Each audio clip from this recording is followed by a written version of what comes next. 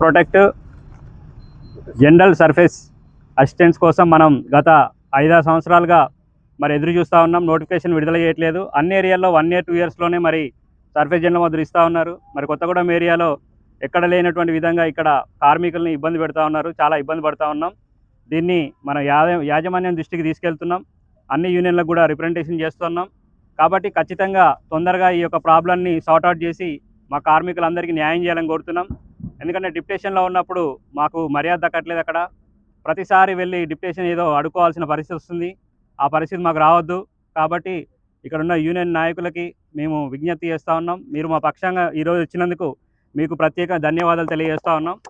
మేము అందరికీ ఇంటిమేషన్ చేసాం, మీరు వచ్చారు, మీకు ప్రత్యేకంగా ధన్యవాదాలు తెలియజేస్తూ ఉన్నాం. కార్మికుల సమస్యల కోసం కార్మికుడు పోరాడడం కొత్తేమి కాదు. మేము కార్మికులుగా పోరాడుతున్నాం. ఇక్కడ వచ్చిన మిత్రులందరికీ కూడా ప్రత్యేక ధన్యవాదాలు. ఇంకా రాని వాళ్ళు కూడా నెక్స్ట్ అటెంప్ట్లో వస్తారు.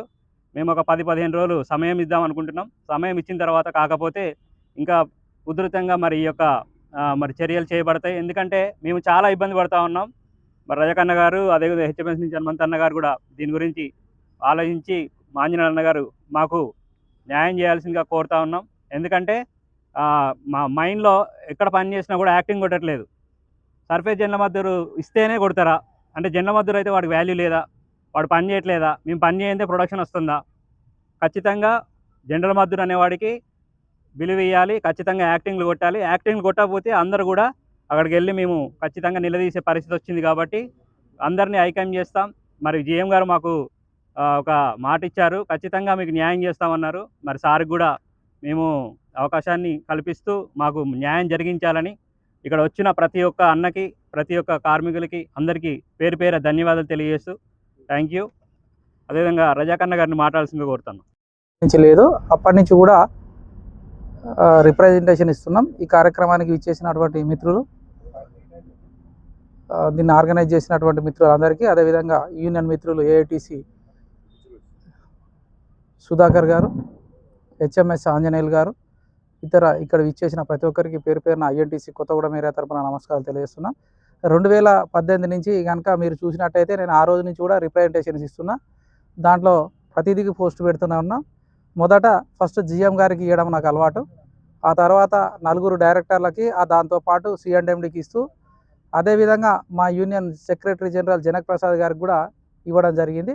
అట్లా ఇస్తున్న క్రమంలో ఈ మధ్య కాలంలో వచ్చిన ఇష్యూ ఏమైందంటే, మొత్తం కంపెనీ లెవెల్లో సర్ఫేస్ జనరల్ మద్దతు ఇవ్వాలన్న కాన్సెప్ట్ కొత్తగా రావడం వల్ల అది ఎస్పెషల్లీ మన కొత్తగూడెం ఏరియాలో ఉన్న పీవీకే 5 మైన్లు ఉన్న వాళ్ళకి ఇబ్బంది. అది మిగతా వాళ్ళకి ఎవరికి ఏమీ ఇబ్బంది ఉండదు. ఎందుకంటే హైయెస్ట్ మన దగ్గరనే 792లా మనమే 224 మనమే ఉంటాం, 324 మనమే ఉంటాం.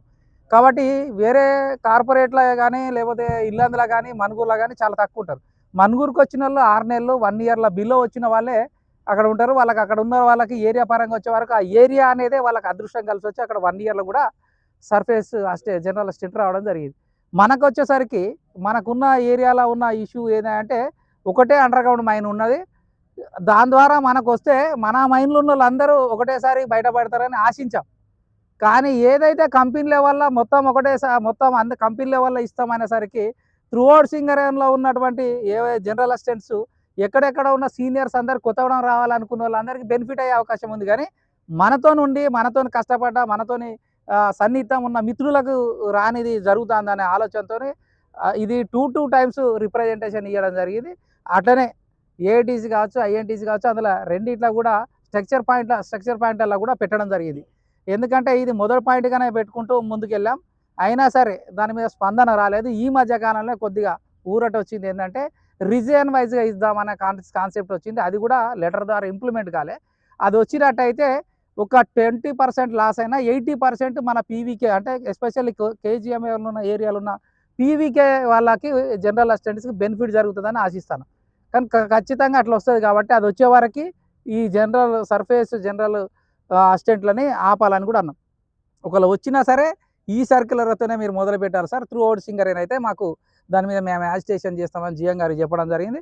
జిఎం గారు కూడా ప్రత్యేక చొరవ తీసుకొని మొన్న పోయి అడగడం జరిగింది. నిన్నగాక మొన్న సిఎండ్ఎండి గారిని కూడా మా జనక్ ప్రసాద్ గారితో అడిగించడం జరిగింది.